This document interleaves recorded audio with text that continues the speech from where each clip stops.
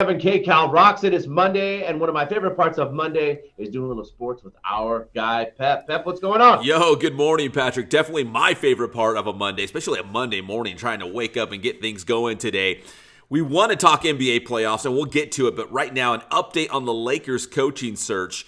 We threw out this name last week, Patrick, J.J. Redick, and it's gaining some steam right now. I know they got the podcast with LeBron, and of course, he was a great NBA player. He's kind of eased into the broadcasting media side of it. But I don't know if he's the front runner, but we're hearing his name a lot right now with the Lakers vacancy. So we're definitely hearing that Le GM wants somebody he can control and somebody who's his friend. And it sounds like J.J. Redick is definitely the front runner. I mean, that's so far, right? And that's the thing. It's like, are the Lakers going for a guy that they actually think is going to run the team, run the franchise, get them to where they want to be? Or is it a guy that's just going to make LeBron happy so LeBron can actually be the puppeteer? He's pulling the strings behind the scenes. Right. It definitely seems like that, because if you see that there was a big medical panel that said Bronny is all good and his heart condition and all that stuff, so he can participate in pre-draft duties so that he can be drafted. If they're doing this, it just sounds like a bad idea, because at some point when you're running any business, you have to make the best decision for the business, not the best decision for LeBron. That's how I feel anyways.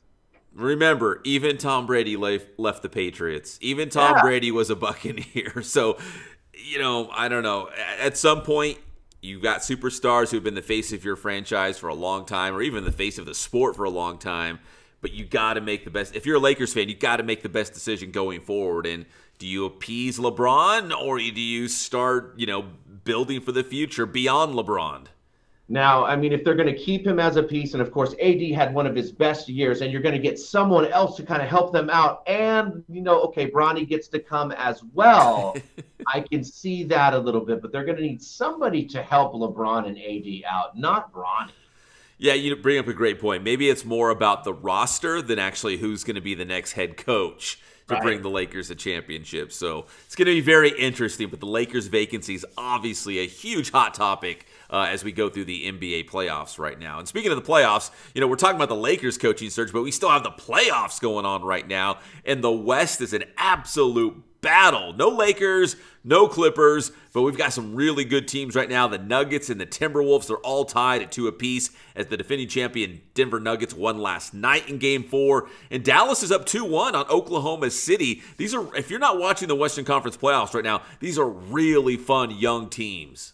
It is duking it out, and you can kind of watch the chess match that's going on in between the coaches. I mean, Denver strikes back for sure. Jamal Murray steps up. But also what I noticed is they made Rudy Gobert come out and try to guard Aaron Gordon, which was a bad news situation for Minnesota. It really brought Denver to life. I was just surprised to see Minnesota not do anything about it. Yeah, absolutely. I saw the same thing. And on a complete side note, because you bring up Rudy Gobert, I follow the NBA pretty closely. I never knew Rudy Gobert, who's from France, I never knew his nickname was the Stifle Tower. Had you heard that one before? Because he's like a defensive player of the year. He's great on the defensive end.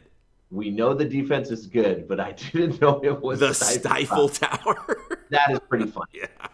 So, yeah, you're right. But Rudy Gobert is a good one. And covering Aaron Gordon, off of Nikola Jokic, obviously. Denver's got some good big men. And it's going to be a fun series. But they're tied at 2 now with Minnesota. And really love the Western Conference. It just makes me think it's going to be even tougher for the Lakers, and even what the Clippers are going to look like next year to get through the West to make it to the NBA Finals, because we got so many good up-and-coming teams, and Denver is still Denver.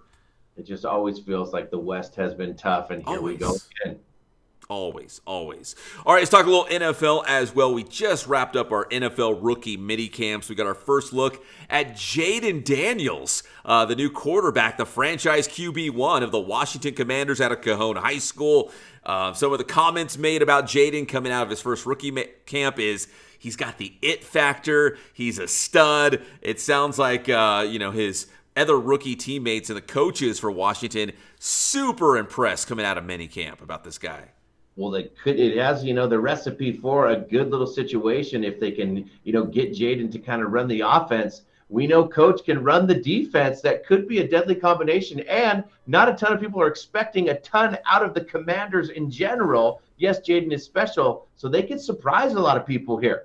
Yeah, you know what? The bar's not real high on Washington right now, so I think there is a chance, that he could overwhelm other teams and go beyond those expectations. And I hope he does, right? Because he's one of our guys from San Bernardino.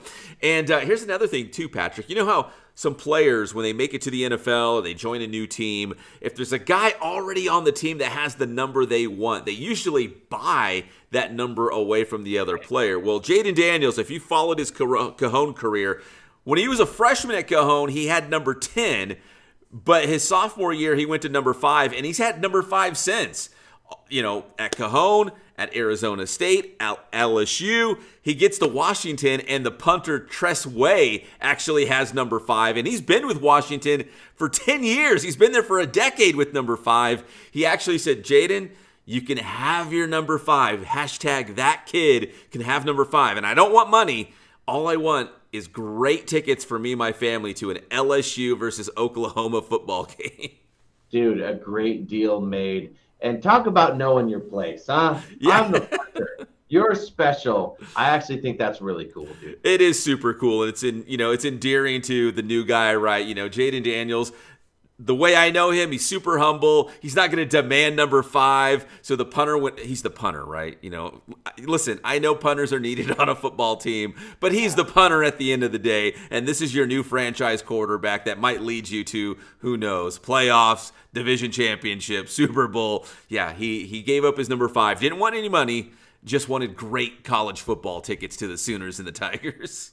Well done. And Pat McAfee has really elevated the spot of the punter. Yes, he has. You know what? Punters are great guys. They're multi-talented. Obviously, Pat McAfee is a huge name in the broadcasting world now. But I don't know if punters can really demand things in the locker room. And of course, he didn't want to keep the number 5. He wanted to keep his QB happy. So that's how it all shook down to keep Jayden Daniels at number 5. Yes. I like it. And finally, let's talk a little Dodgers update. They were actually on a hot streak, playing some really good baseball. They ran into the rival San Diego this past weekend down at Petco Park, and the Padres actually took 2 out of 3 against the Dodgers, including a big 4-zip victory behind Yu Darvish yesterday. But what I wanted to point out about this series, Patrick, was it set a 3-game attendance record for Petco Park. Petco Park is 20 years old. It's been around for 2 decades. But in terms of a 3-game series, more people showed up for that series than any other series in previous years at Petco Park. My hunch is the Shohei Ohtani effect, probably, but Dodgers-Padres is always big.